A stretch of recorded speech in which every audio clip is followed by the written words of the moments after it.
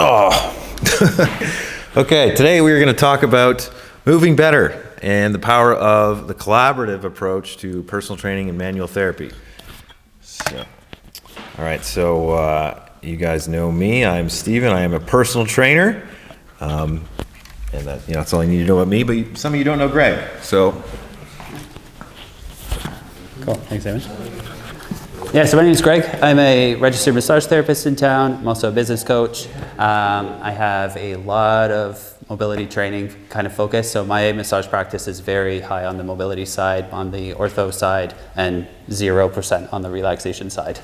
And so I'm a functional range conditioning mobility specialist. I've got CrossFit background, gymnastics background, calisthenics, parkour. Like if there was any kind of like cool, fun movement, I probably have been part of that at some point, and taken all of that plus the FRC lens and all of my manual therapy to kind of build a practice that is very focused on that.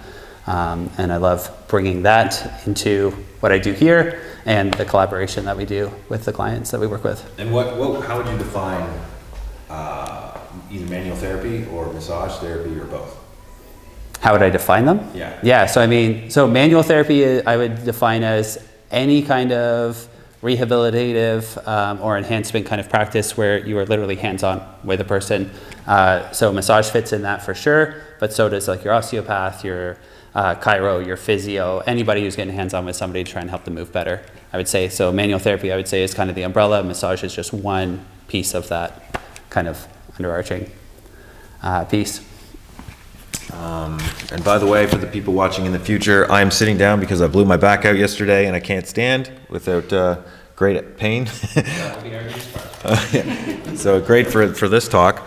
I'll also just say that I define training as the targeted process of stress, recovery, adaptation that brings desired physical changes over time. This applies to everything, really, from strength to cardio to muscle growth, mobility, stability, and more. Even fat loss, kind of. You're stressing the body every time you're eating less calories than you're expending. I'm also, I already mentioned that, personal training, blah, blah, blah. Okay, let's move on to the next one. I would say manual therapy wise also kind of brings into that, right? Because ultimately we're looking to do a similar thing, right? We're trying to create a very specific stress response in the body that is going to help, whatever the injury, it's typically injury that people are coming in with. Or if they are coming in from more of like a mobility enhancement perspective, then it's looking at how do you produce the right amount of stress that's going to get you the range of motion you want.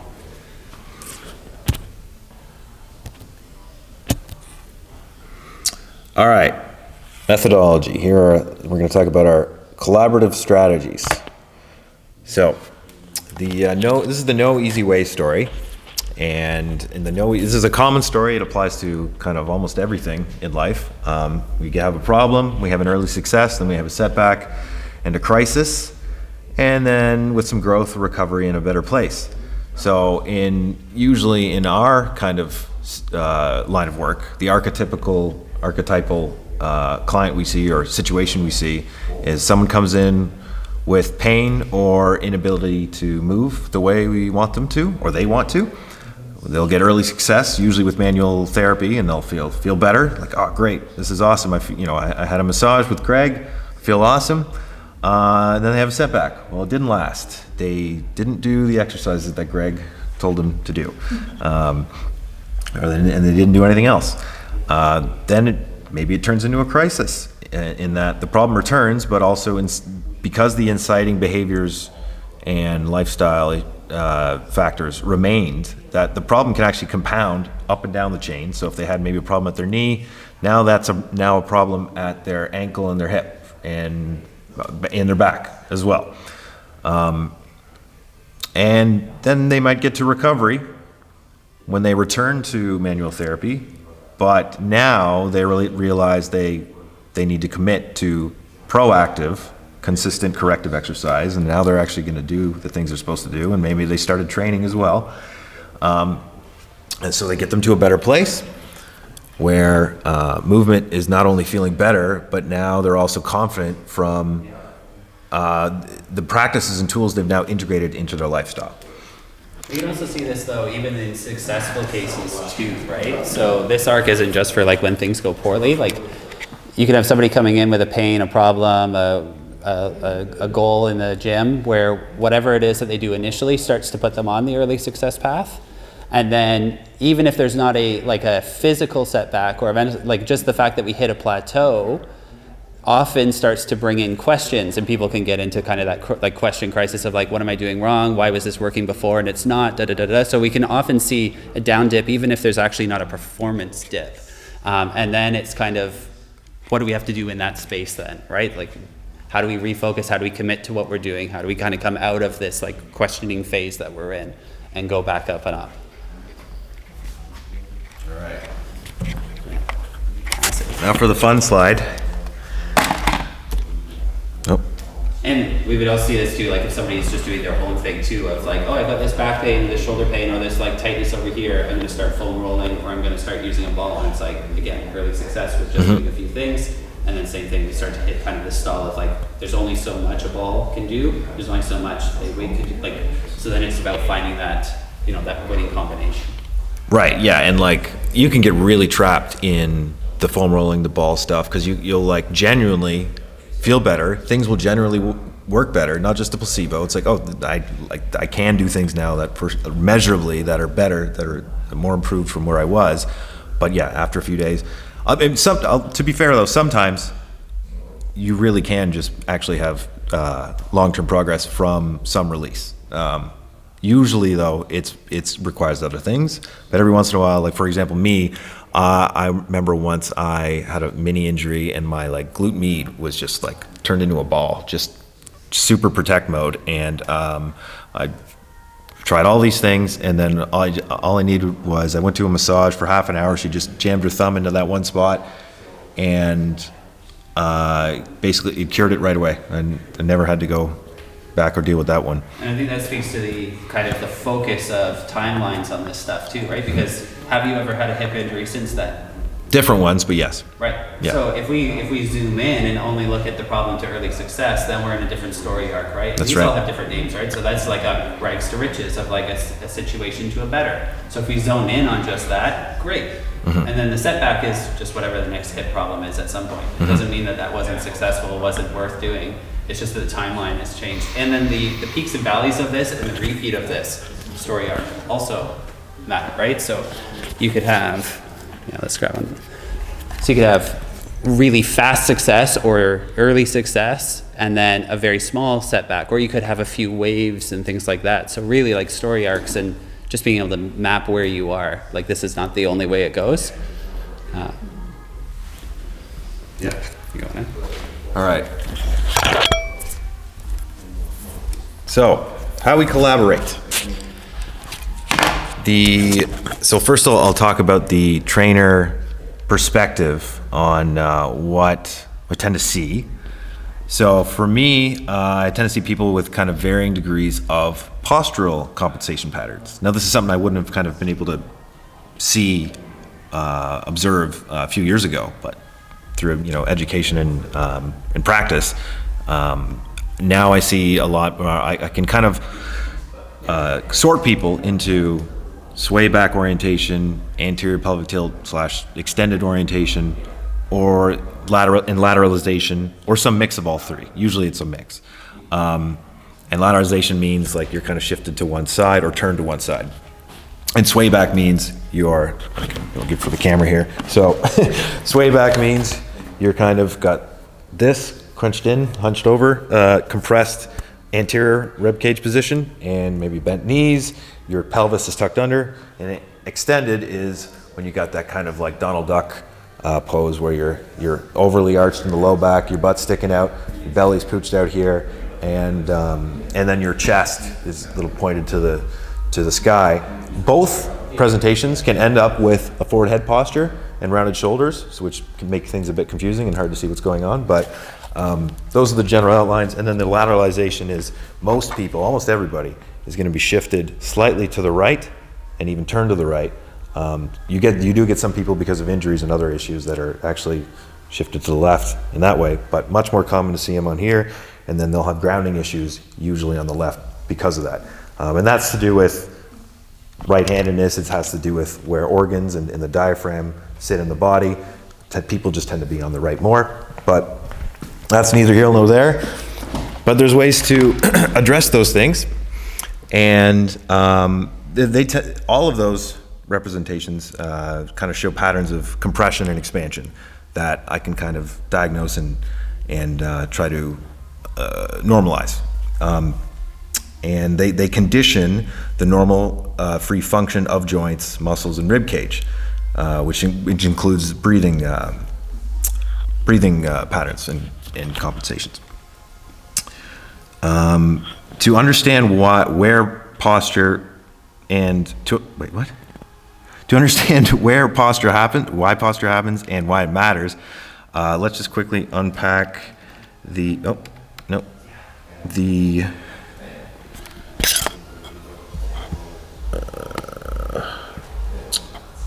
how the body organizes itself. Oh, it's doing it again. Oh no, I lost it. My notes. It's okay. You know the stuff. Just don't worry about the notes and talk it out. Right, so there's a hierarchy here. So the brain conditions the skeleton, which conditions muscle. So the brain is usually telling it everything what to do. People tend to think, I have tight muscles, therefore my posture is this way, or I move this way, rather than the other way around. So the brain senses position of our skeleton and the muscle's ability to contract. So it'll put you in the safest position available that it thinks it can come up with. It's constantly trying to put you in that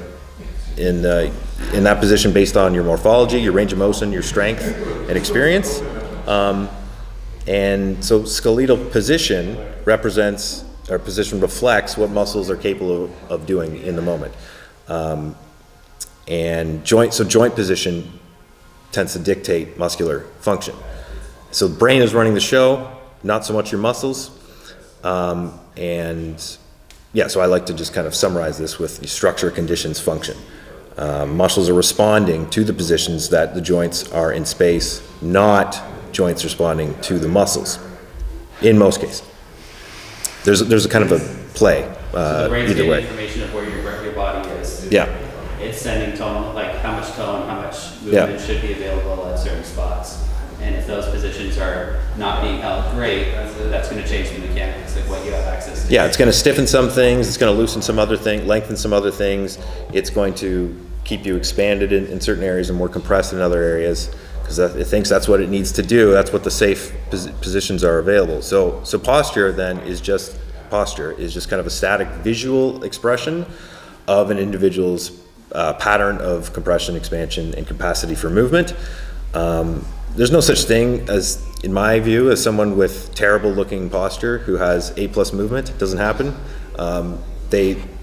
It's not that they can't move because of the posture, it's that their posture is what it looks like to not be able to move well. So when I find a client that has significant movement limitations, as almost everybody does, not everybody, but almost everybody these days, job number one is to restore the movement, which in turn restores posture. And that doesn't mean we can't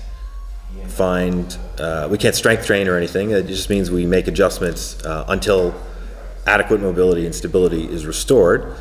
But when a client progression is stubborn, we try the muscle release, we try positional breathing drills, we try grounding drills, stretches, isometrics, regular strength training, which, by the way, sometimes actually just works by itself. Sometimes you can just put somebody into a squat or a deadlift or movements they haven't really been doing for a while, and their back pain goes away, or a bunch of issues might just go away from that.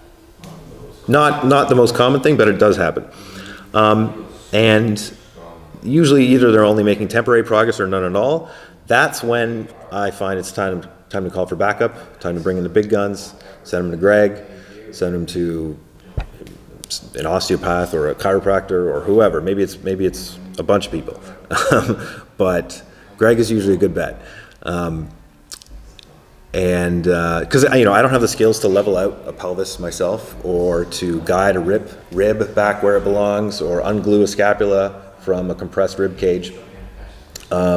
sometimes my clients just need that kind of window pried open of opportunity for them to be able to work through and move and stabilize those areas that aren't moving well. So, yeah, Greg, what do you have on? Kind of just thinking about how we think about, like all movements are whatever ranges you have, whatever strength you have, whatever control you have, right? So every movement is made up of a bunch of pieces. And so what we want to do is look at, can you do the thing we're asking you to, whether that's a back squat or an overhead squat, whatever the movement is. And then if the answer is no, then it's trying to look at, well, what's the problem there? Is it just there's too much load on you and everything else works and so it's just changing the weight? Or is there an actual mobility problem here where you have 9 out of 10 joints doing what they need to do and that one joint just isn't doing what it's supposed to do? And so kind of the idea is looking at what movements do we want? What does the body need to be able to do those movements? What's your ability to do those things that are required of it? And is there an issue there? Things that can be done in the gym, do those in the gym. And then if there's a problem, say a joint won't literally make the shape that you need it to, is there something a manual therapist can do to help open up that shape? And now that movement becomes an option again. And so like you were saying, regardless of where somebody comes in with, whatever the range is, there's always a training option within that. It's just when there's a mismatch of, oh, you can only move this far, let's get into overhead squatting. It's like, well, no, not appropriate, right? So what are the options that you have available to you? Let's train all of those. And what are the options that we're trying to open to then give you more progression? Because the bigger the range of motion, the more weight we can put through it, the stronger you'll get, the better the training. So we want to layer those things, but we've got to open up whatever the most constricting barrier is first. And so that's why you want to try some things, see what works. Sometimes it is just a quick and simple, get on the ball, do that, that's free to do. And then that'll open up a window and then you can train into it. And other times it's a temporary window, great, we'll do that in prep for these things. And other times it's like, this just isn't changing it. We need to do something different. We need to figure out what it is. Yeah. And there's different joints that tend to impact more movements. Like if you've got really poor dorsiflexion of the ankle, that's going to show up a lot. If it's just, an internal rotation of the shoulder, that's going to show up less in different movements than it will in other ones. And so, being able to kind of find those big ones that impact a lot of things and fix those quick, you're just going to get a lot more return on the time. Right, yeah. Figuring out which pieces are the most important to work on first, like the kind of low-hanging fruits and the things that are going to get you the best bang for your buck, rather than kind of majoring in the minors. Figuring out what are the things that are the biggest limitations for this person sometimes is a mystery. Like if someone's got ankle mobility limitations and hip, and maybe they're stiff back, it's like, okay, which of these is the kind of root cause sort of that's guiding the issues of the dysfunction of all the others, or the lack of mobility for the others. Short-term wins, right? So if the ankle is the problem, putting somebody in lifts is a really quick way to cheat that. And so it's like, great, we can, if the other things normalize around that, great, we can train the hips, we can train the back in this position and have a goal to maybe remove the prop or the aid that we're adding in over time. And I just put these little graphs up here because this is one of my favorite memes. The IQ bell curve distribution meme, where it applies to a lot of things, but posture and manual therapy I think are big, because you get all the educated people tend to be evidence-based, and they'll say posture doesn't matter, and they'll say manual therapy doesn't matter, and all the people who are you just off the street and have kind of an intuition about posture matters. I should look like this, or my posture's bad, or that they have an intuition that it feels good when I see my massage therapist, so something's got to be right. Well, you have the wise monk at the end there with the highest IQ of all, who really knows that he's on the same page, because just because someone designs a study that shows long-term effects aren't proven for, X, Y, or Z, manual therapy, or that posture doesn't cause pain. That's a big one. They'll say posture isn't associated with pain. Well, it's like, yeah, because that person is all they're doing in their day is walking around and sitting up and standing up. Yeah, if you're moving in only those ranges, you're not going to have pain. But if you try to be a human, you're going to run into problems. Anyway, that's just my little rant. But yeah, Greg, you were saying that this graph kind of also applies to a more broader theme. Broader theme. Where was I? Or maybe not.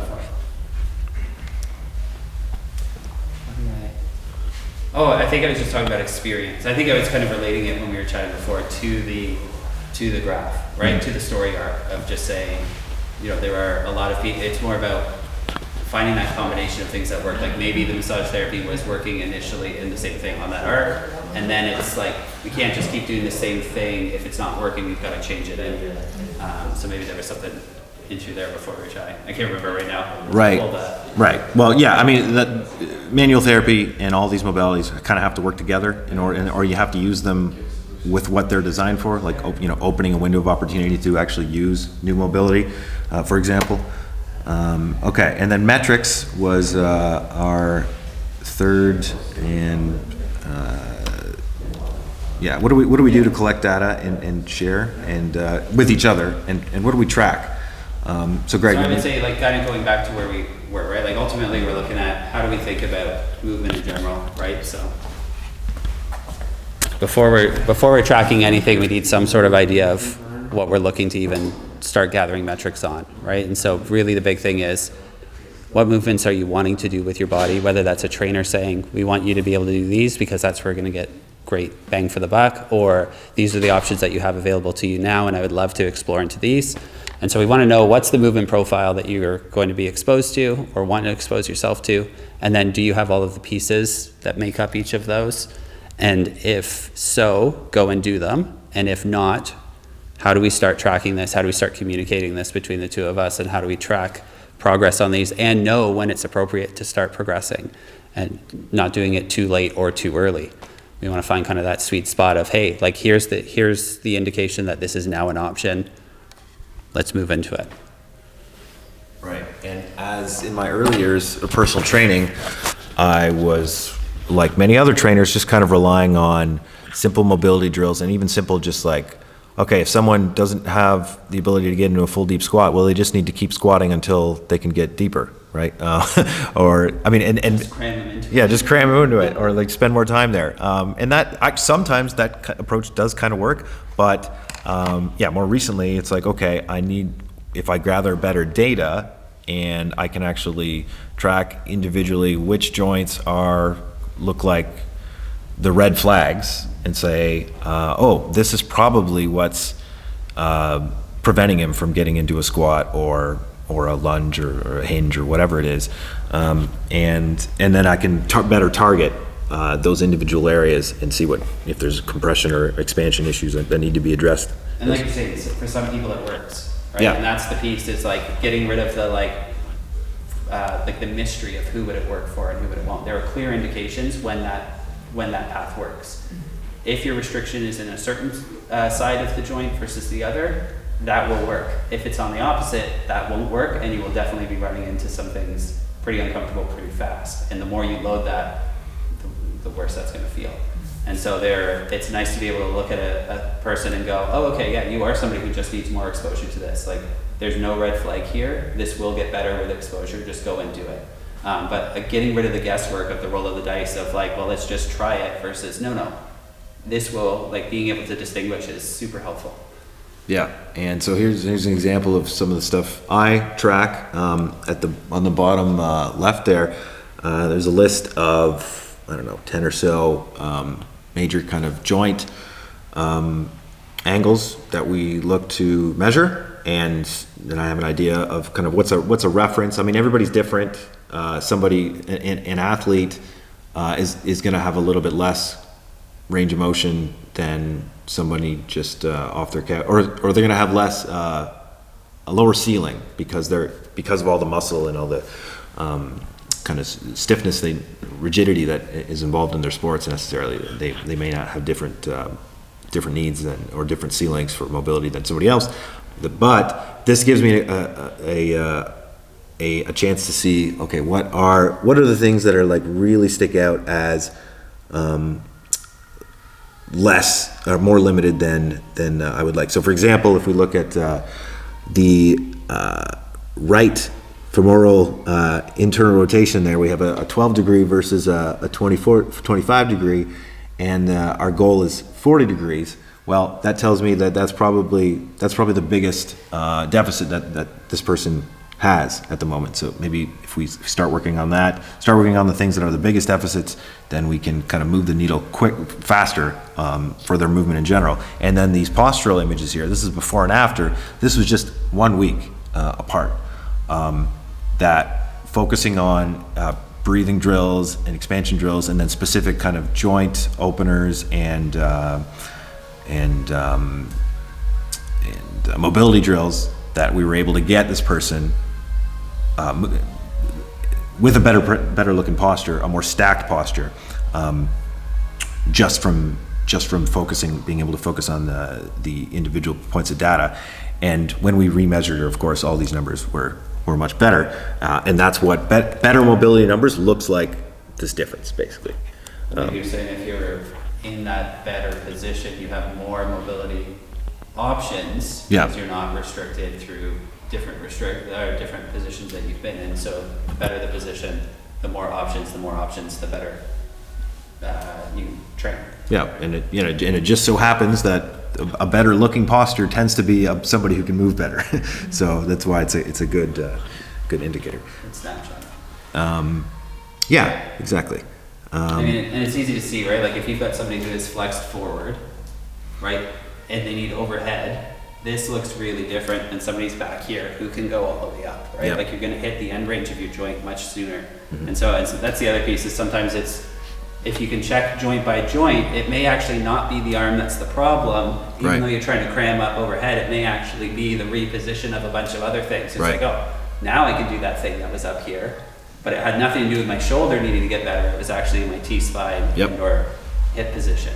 Yep. Yeah, often it's closer to the midline, the spine, the pelvis, the rib cage position that needs kind of the most work first, and that can, which is why we always start with the breathing drills. But then we start with the breathing drills to find expansion in the places that seem compressed in the kind of trunk, in the the pelvis, rib cage, and spine, and then kind of give a little extra focus to the specific joints that have extra bad or extra poor mobility or range. Okay, and then all right. So movement. We were going to do a bit of effectively with the. Oh, I didn't edit that. That template on the slide there. That's okay.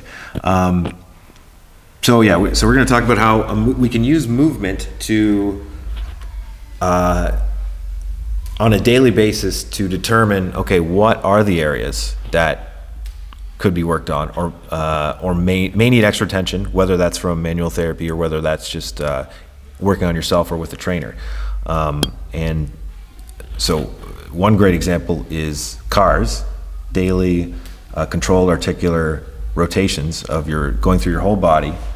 And that way, if you can kind of notice day by day, my neck, all of a sudden I can't get back in this position. Maybe Greg can speak to this more, because so controlled articular rotations, CARs are a great like flossing, like brushing and flossing your teeth. It's a great day-to-day thing, and we can run through it today if we want, in terms of like how do you scan. And basically the whole point is to groove your joints through every bit of movement that they've got. So that's just going to keep them moving every single day, because you may sit at a screen for an entire day, or if you've got a huge project for many weeks, and actually not move your neck beyond 2 monitors worth, right? Like you may not actually be getting into all of the nooks and crannies of those joints, and joints are you get good at what you practice. And so if you practice only XYZ, we also want to conserve energy, so we're actually going to start shutting down those other options because it's costly to keep them open. And so we need to keep experiencing all of the ranges that we want to keep